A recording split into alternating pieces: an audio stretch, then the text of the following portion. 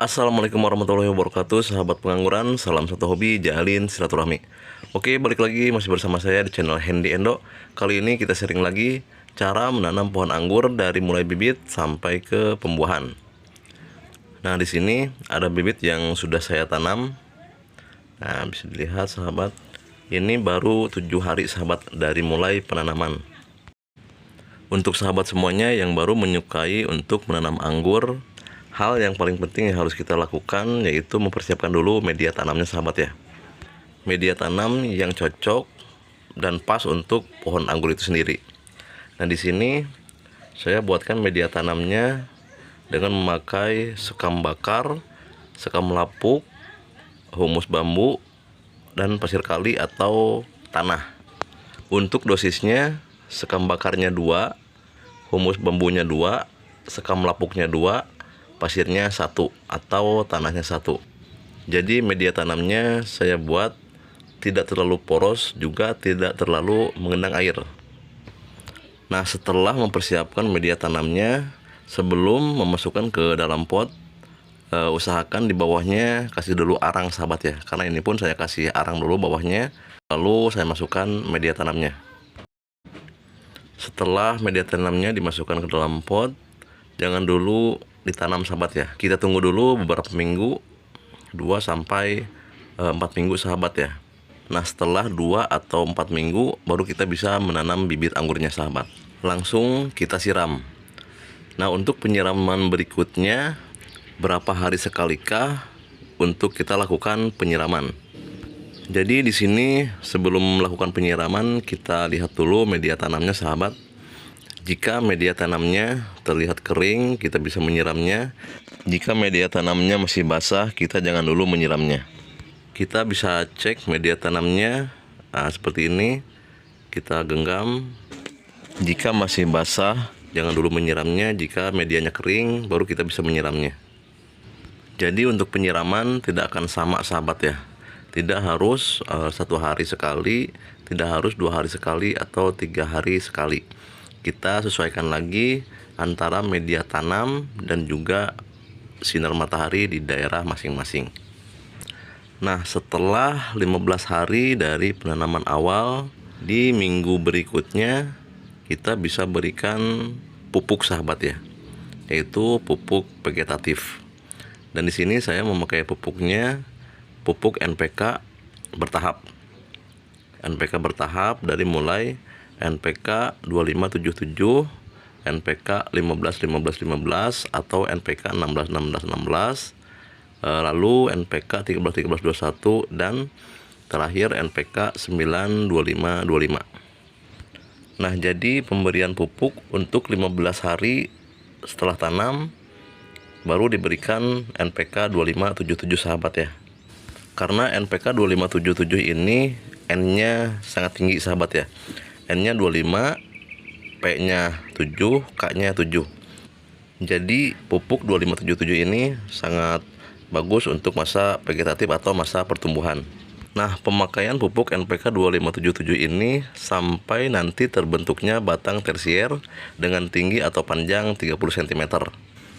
Nah, nanti setelah batang tersiernya tumbuh di tinggi 30 cm atau tumbuh dengan panjang 30 cm, kita ganti lagi pupuknya memakai pupuk seimbang sahabat, yaitu pupuk seimbang NPK 15-15-15 atau NPK 16-16-16. Itu pun sama sahabat ya. Nah, di sini ada contohnya sahabat, bisa kita lihat.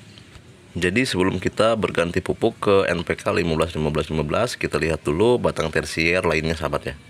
Nah, jika ada batang tersier yang tingginya belum mencapai 30 cm, kita jangan ganti pupuk dulu sahabat ya. Nah, bagaimana caranya agar pertumbuhan tersiernya tumbuh dengan merata atau tumbuh bersamaan? Nah, jika ada batang tersier yang tumbuh lebih dari 30 cm, kita bisa memotongnya sahabat ya. Nah, seperti ini sudah saya potong karena tingginya sudah melebihi di 30 cm. Nah, kita potong dengan tujuan memberi kesempatan untuk tersier lainnya agar tumbuh bersamaan sahabat ya. Dan sebelum memotong, usahakan kita lihat dulu tunas yang aktif sahabat ya. Nah, seperti ini ada tunas aktif. Nah, kita bisa memotong di atasnya. Karena jika tidak ada tunas aktif, lalu kita potong, maka bad akan pecah sahabat ya. Nah, jadi sebelum memotong kita lihat dulu apakah ada tunas aktifnya atau tidak. Jika sudah ada, kita bisa memotong di atas tunas aktifnya. Nah, seperti ini. Karena jika kita memotong dan tidak ada tunas aktifnya, maka bud akan pecah, sahabat ya. Nah, sementara bud ini untuk pembuahan nantinya. Nah, ini contoh sistem teralis, sahabat ya. Ada juga contoh lainnya, yaitu sistem tambulapot. Nah, ini contohnya, sahabat. Ini batang tersiernya tingginya sudah melebihi 30 cm.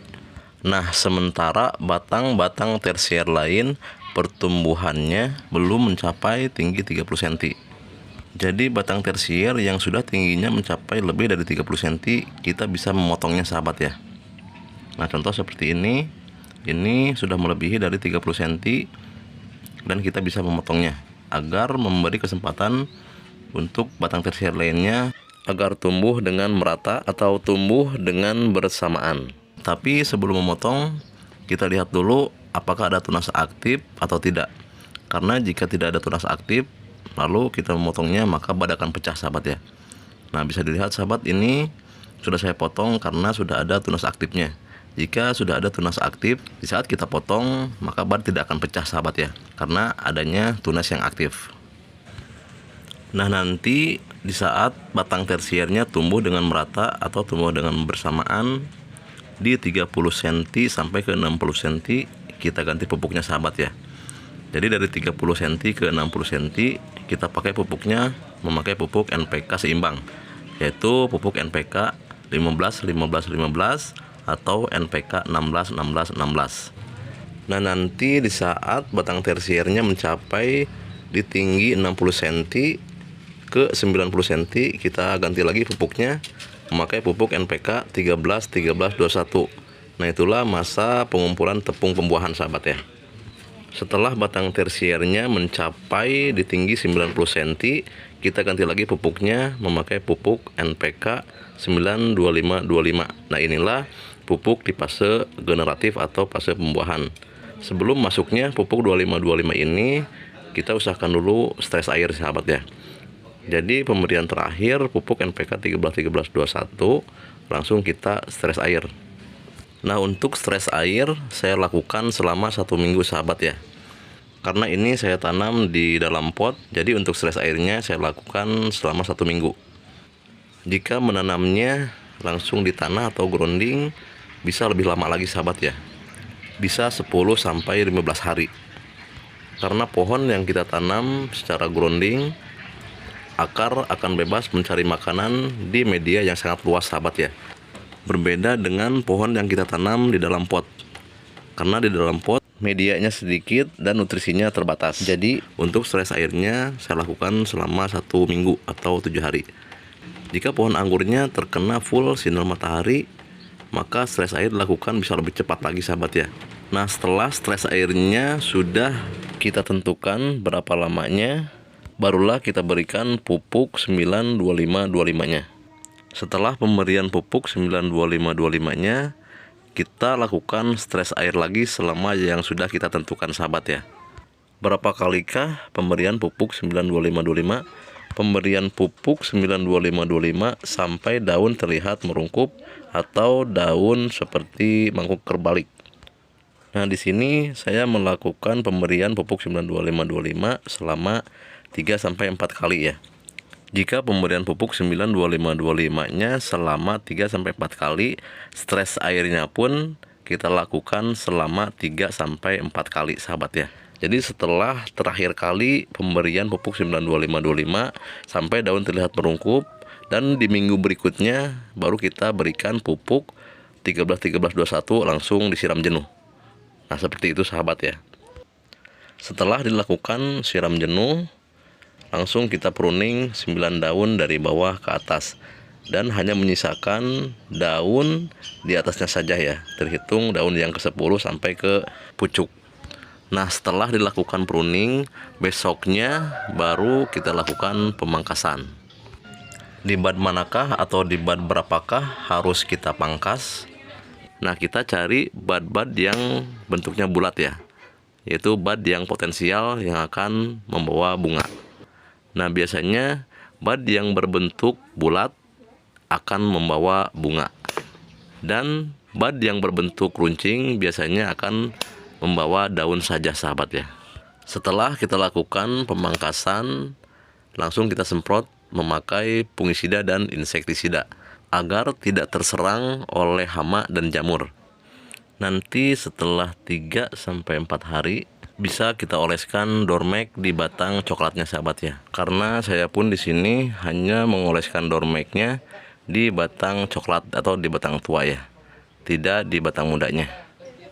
Nanti setelah budnya mau pecah atau mau seprut, kita bisa semprot memakai penjemputan bunga sahabat ya, yaitu memakai MKP dan juga Sugar Express. Jika tidak ada Sugar Express, kita bisa ganti dengan rumput laut sahabat. Guna penyemprotan penjemputan bunga ini memakai MKP dan Sugar Express untuk menghasilkan bunga yang bagus sahabat ya.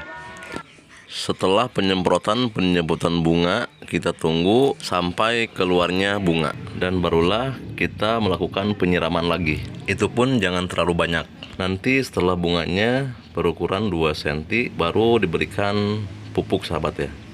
Nah, pupuknya kita kembali lagi ke pupuk seimbang, yaitu NPK 15-15-15 atau NPK 16-16-16. Nah, pemberian pupuk NPK 15-15-15 atau NPK 16-16-16 sampai buah berganti warna. Setelah buah berganti warna, kita ganti lagi pupuknya dengan NPK 13-13-21 atau 13-13-24 sampai 1 bulan sebelum panen. Nah, jadi 1 bulan sebelum panen kita stop semuanya ya.